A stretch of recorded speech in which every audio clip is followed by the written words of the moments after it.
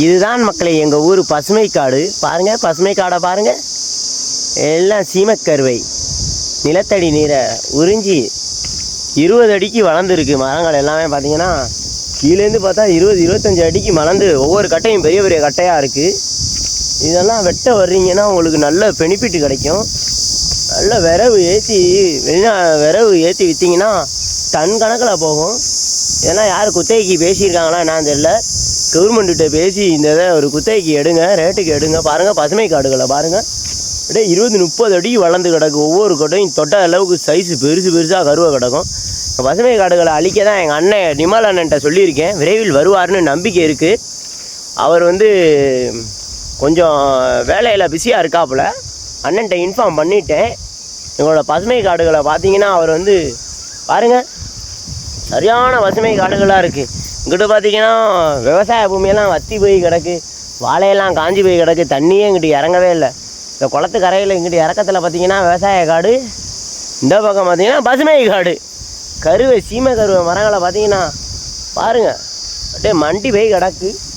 எல்லாம் 30-40 அடிக்கு வளர்ந்து கிடக்கு. ஒவ்வொரு தூரும் பார்த்தீங்கன்னா பெருசாக இருக்குது. என்னைக்காச்சும் கிளியர் பண்ணி ஒரு நாள் இந்த குளத்தை நல்ல ஒரு சுத்தமான குளத்தை மாற்றத்துக்கு எங்கள் அண்ணன் வருவார்ரா, நிமல் அண்ணன் வருவார்னு நம்பிக்கையோடு இந்த ஒரு வீடியோவை போஸ்ட் பண்ணுறேன். வானே நம்ம கரையை வருஷத்துக்கு ஒரு 5 வருஷத்துக்கு ஒருக்கா 10 வருஷத்துக்கு ஒருக்கா அந்த கரையெல்லாம் சீரமைப்பாங்கண்ணே. ஒன்றெல்லாம் அள்ளி போட்டு பண்ணுவாங்கண்ணே. இப்போ ஒரு 15 வருஷமாக வர்றதே இல்லைண்ணே. ஃபுல்லாக குளத்தையும் சீரமைக்கலை, தண்ணியும் விவசாயத்துக்கு இறங்கலை. அங்கிட்டு விவசாய பூமி பூரா 4-5 கேணியை வச்சுக்கிருக்கவங்க மட்டும் விவசாயம் பண்ணிக்கிட்டு இருக்காங்க இந்த பக்கம்.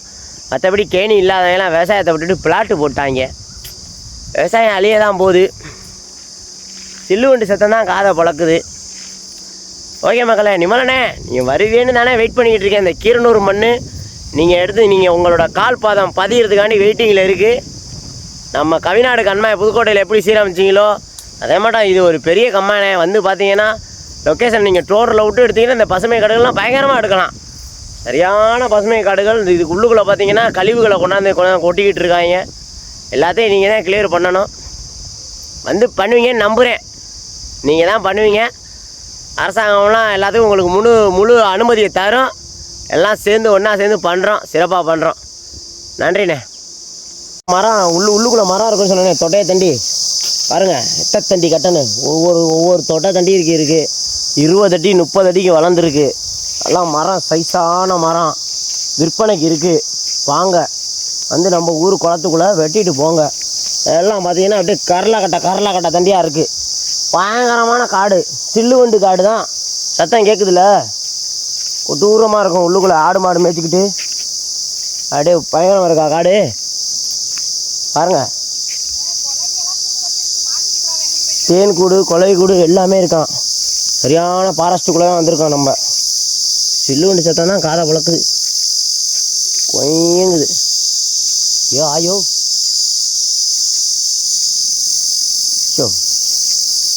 சில்லுவண்டு சத்தத்தை பாருங்கள். சரியான கொலை கூடெல்லாம் இருக்குங்க. மரம்லாம் பெரிய கருவ மரங்க. அப்பா எங்கிட்ட பார்த்தாலும் சில்லுவண்டு சத்தம் தாங்க. ரொம்மாடியோ இதெல்லாம் ஒரு காலத்தில் எவ்வளோ மீன் பிடிச்சிக்கிட்டு, குறவை மீன் பிடிச்சிக்கிட்டு, கெளுத்தி மீன் பிடிச்சிக்கிட்டு தெரிஞ்ச காலம். ஃபுல்லாக நம்ம ஊர் ஆளுங்க சின்ன மரத்தை மட்டும் வெட்டுறாங்க. பெரிய போத்தான மரம்லாம் இன்னும் வெட்டுறதில்லை போல். எனக்கு பாதை இல்லை இதுக்கு மேலே போகிறதுக்கு. ஐயோ உங்களுக்கு இன்னும் எவ்வளோ தான் காட்டுறது. பாருங்கள், பெரிய காடுங்க. அமேசான் காடை விட இது பெருசாக இருக்குங்க நம்ம ஊர் குளம். மயில் நிற்கிதுங்க. ஏங்க தோகை மயில் நிற்கிதுங்க. அங்கே போது பாருங்க, உங்களுக்கு அது தெரியுதாங்க. இதுக்குள்ளே சரியான மயிலெலாம் வந்துருக்குங்க. உள்ள முன்னாடி போயிட்டுருக்குங்க மயிலெலாம் வந்திருக்குன்னு நினைக்கும் போது ரொம்ப பெருமையாக இருக்கு. அந்த முன்னாடி போது பாருங்கள், தோகை மயில் போகுதுங்க. போயிருச்சுங்க. சரியான காடுங்க. இதெல்லாம் சீரமைக்க தான் எங்கள் அண்ணன் வருவாப்புல.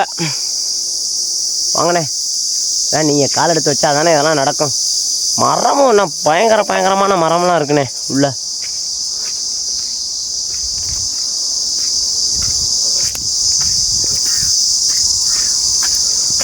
உள்ளே போவோம் வரங்க. ஆகா, இதுக்கு மேலே சுற்று போட்டாங்கடா. பாதை இல்லை, அப்படியே அடைச்சி இருக்கு. இதுக்குள்ள ஆடு மாடை விரட்டிக்கிட்டு திரிஞ்ச காலம். எப்பா சூரப்பத்தை முயல் எல்லாம் வருங்கிட்டு. காடை பாருங்க, பயங்கரமான மரக்காடு. இந்த இடம் கொஞ்சம் பொட்டலாக இருக்குது. பார்த்தீங்கன்னா ஃபுல்லாகவே கருவை தான் தலை, பயங்கரமான கருவை காடுதலை. ஐயோ அம்மா இதெல்லாம் குத்துது.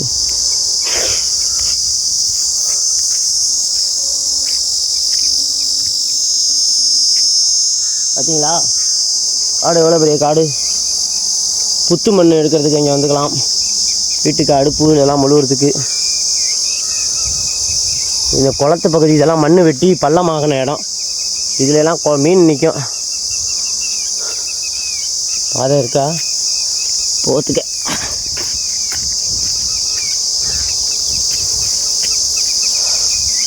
இது வந்து குளப்பகுதி, கொஞ்சம் மேடான பகுதியில் அந்த மரங்கள்லாம் வளர்ந்துருக்கு. இது வந்து பார்த்திங்கன்னா கொஞ்சம் பள்ளம். இந்த இடத்துலலாம் கொஞ்சம் தண்ணி நிற்கிற ஏரியா.